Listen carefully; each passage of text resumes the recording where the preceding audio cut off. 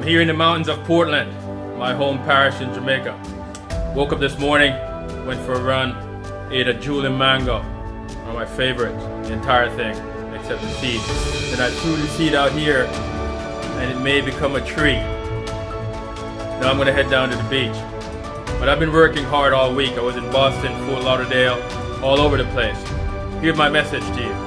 After health, time is your greatest wealth. But here's the kicker. You need money to be able to control your time.